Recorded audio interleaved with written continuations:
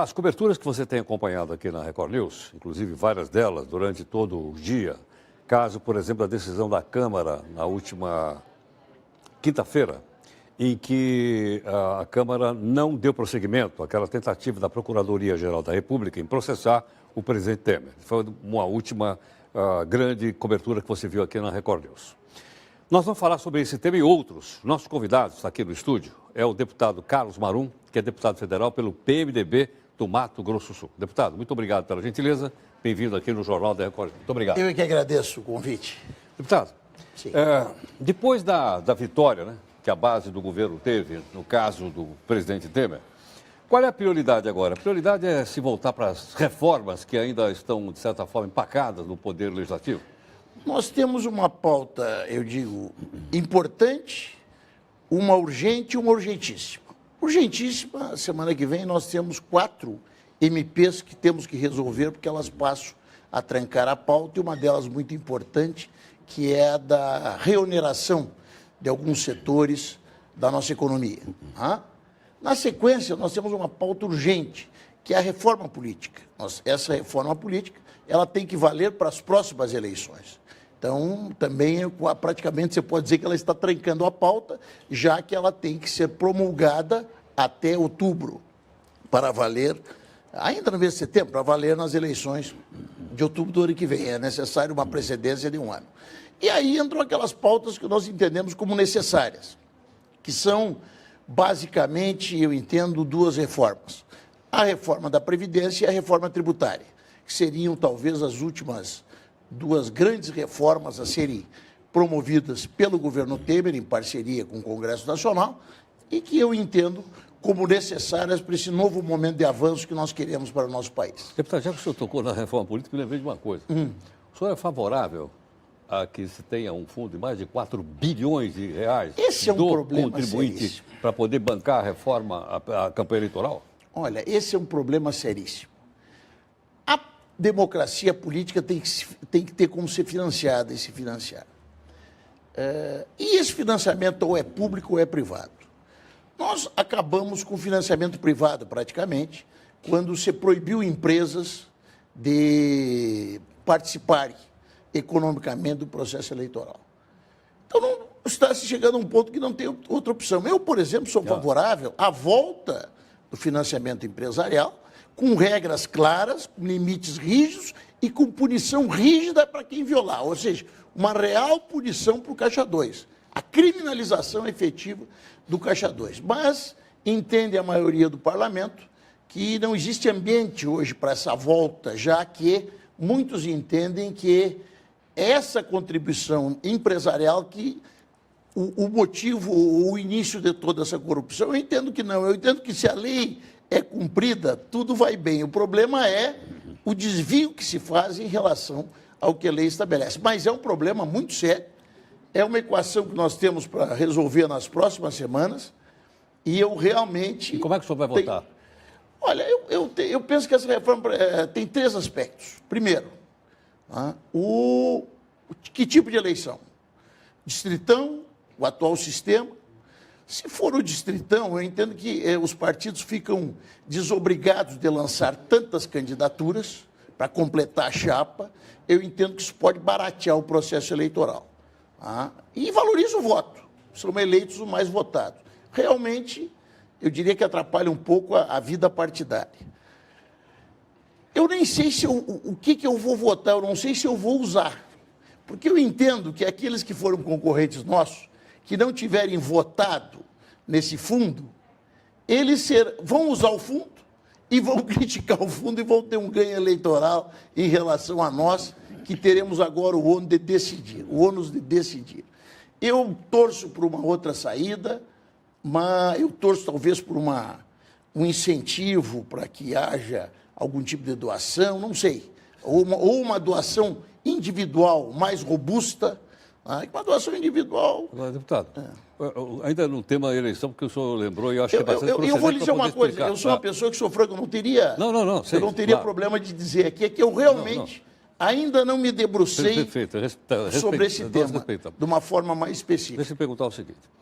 O que é que vai influenciar mais na escolha dos deputados do ano que vem? É a campanha, deixa eu terminar a pergunta. Sim. É a campanha eleitoral, como o senhor explicou agora, ou é a atuação dos parlamentares no Congresso Nacional, no caso, por exemplo, votando contra ou a favor do prosseguimento da investigação contra o Temer? O senhor acha que isso vai pesar? Não vai pesar?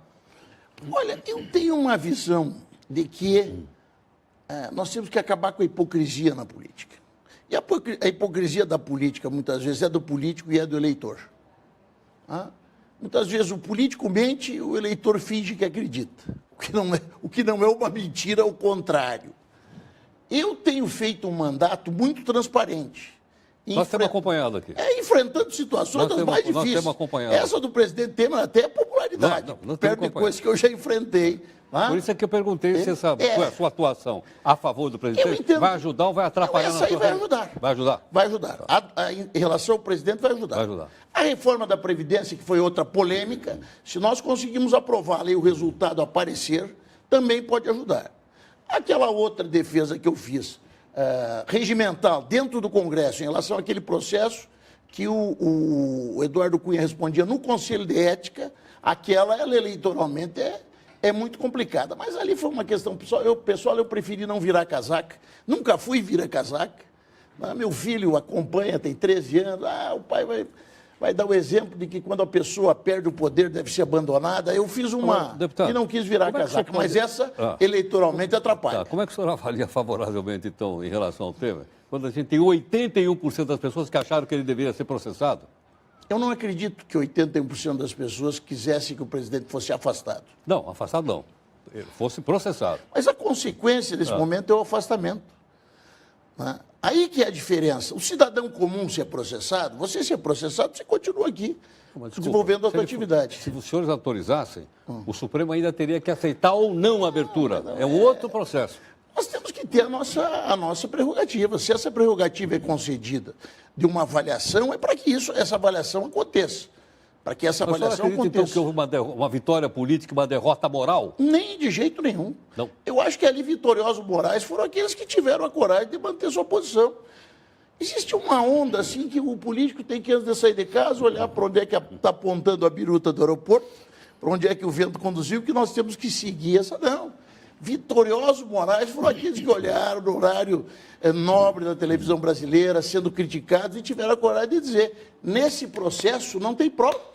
Se quiserem afastar o presidente, tem que existir provas inequívocas de algum ato ilícito por ele praticado.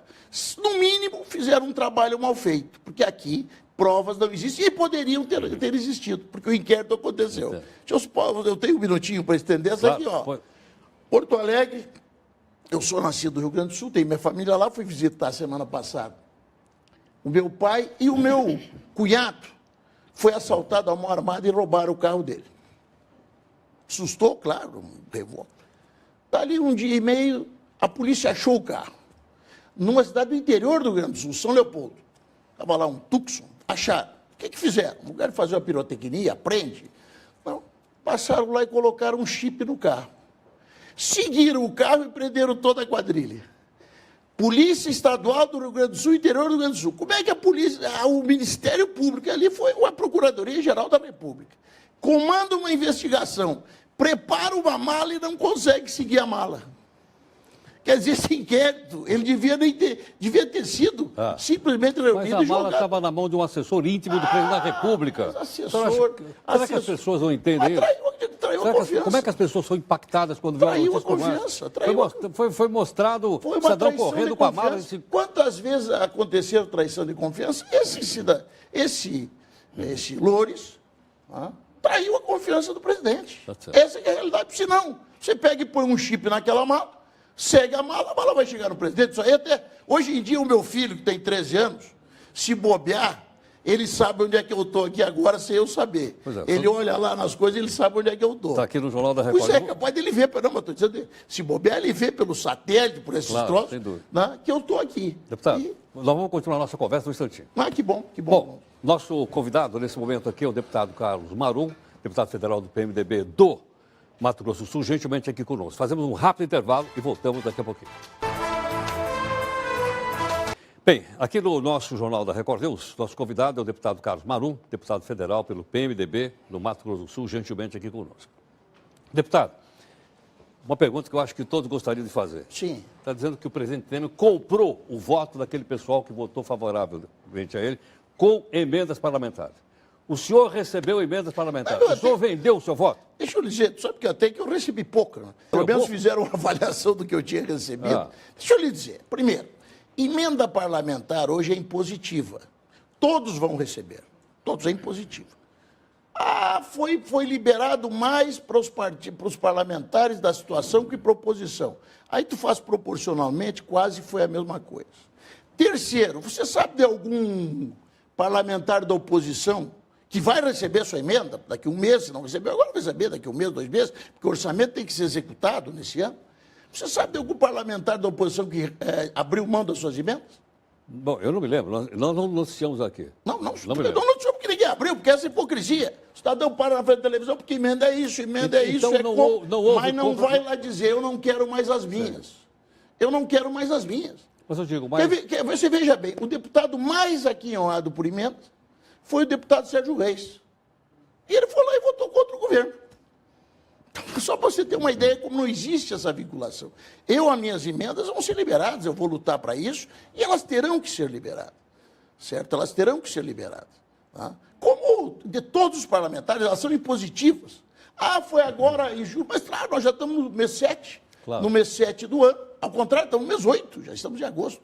Estamos no mês 8, é natural que as emendas tenham que ser, até para que elas cheguem aos municípios e produzam os efeitos positivos que as nossas emendas produzem. Deputado, mais um esclarecimento. O senhor lembrou agora um pouquinho do ex-deputado Eduardo Cunha, que o senhor também atuou claramente, sim, claro. Todo mundo sabia a sua posição. Como eu sou, né? O senhor está arrependido disso, vista que, deixa eu completar, haja vista que ele está fazendo delação premiada, logo está reconhecendo que cometeu crimes. E o senhor o defendeu. O senhor se arrepende disso ou não? Eu não me arrependo de tê-lo defendido no processo que lá estava. Aquele processo que estava lá, no Conselho de Ética, que levou a sua cassação, eu tenho a mais absoluta convicção de que ele lá estava com o objetivo de caçar o Cunha antes de que ele promovesse o impeachment. Como eu tenho a mais absoluta certeza de que o impeachment só aconteceu porque naquele momento quem comandava a casa era o Eduardo Cunha, eu entendo que o defendendo, pelo menos dilatando aquele processo, como eu fiz, sou advogado, não sou nenhum, né?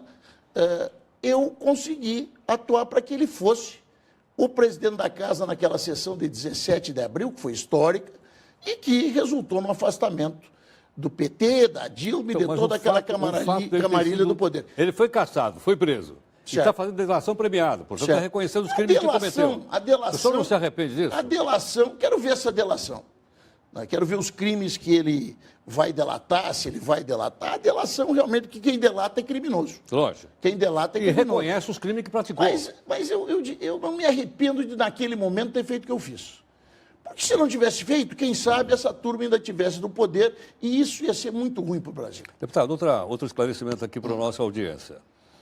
Em relação a novas denúncias que pode a Procuradoria-Geral da República apresentar ainda contra o presidente Temer. O que vai acontecer? Vai travar tudo de novo? Nós vamos assistir de novo ao mesmo processo? O que vai acontecer? Eu entendo que deve haver responsabilidade de quem denuncia. Uma denúncia contra o presidente da República, ela não pode ser feita com assodamento, ela não pode ser feita por motivos pessoais, ela não pode ser feita a partir de suposições. Ela tem que ser feita a partir de um conjunto probatório inequívoco e consistente, o que não aconteceu nessa primeira. Eu espero que, se, em relação a uma segunda, não existir esse conjunto probatório, que não se faça a denúncia. A PGR ela não é obrigada a denunciar. Ela tem a missão de denunciar se ela realmente, procurando, como é o procurador, ache motivos reais e suficientes para vir a promover ou para obter o resultado que deseja. Que, no caso, era o afastamento do presidente. Essa história que querem inquérito, querem processo, é conversa para boi dormir, isso é conversa fiada. Porque eles queriam afastar o presidente, até como ato de vingança. Certo? Estou dizendo a oposição ali que bate bum. Eu não entendo que a Procuradoria-Geral da República tem que saber que o Brasil não pode viver esses saltos de irresponsabilidade, até uma nova denúncia, sem que hajam provas cabais e inequívocas de uma atitude ilícita do presidente, no meu modo de ver, se constitui uma responsabilidade, porque os danos são muito grandes. O Brasil todo está pagando hoje por essa denúncia. Se uniram um procurador, um grande grupo da mídia nacional, mais oposição... Você está falando da Globo? Sim, a Rede Globo foi um... Ou eu vou vir aqui mentir, dizer, não sei qual é que é. Você também sabe. Você não sabe? Você sabe quem é, você também sabe. Claro. Né? Por isso E até foi histórico. Essa resistência do presidente Temer está fazendo história. Quem subestima o presidente Temer está errado. Ele é uma pessoa que efetivamente tem Muito uma alto, tenacidade sem dúvida. árabe lá, que vem das montanhas libanesas, talvez, mas ele é muito tenaz. Deputado, Só obrigado. isso. Obrigado. Mas eu estou à Eu disposição, que agradeço. pensei que íamos, Muito mas obrigado. tá bom. Bom, aí está a participação, então, do deputado Carlos Marum, gentilmente participando conosco aqui nessa nossa edição do Jornal da Record News. Vamos para um rápido intervalo e a gente volta com outras notícias. Até já.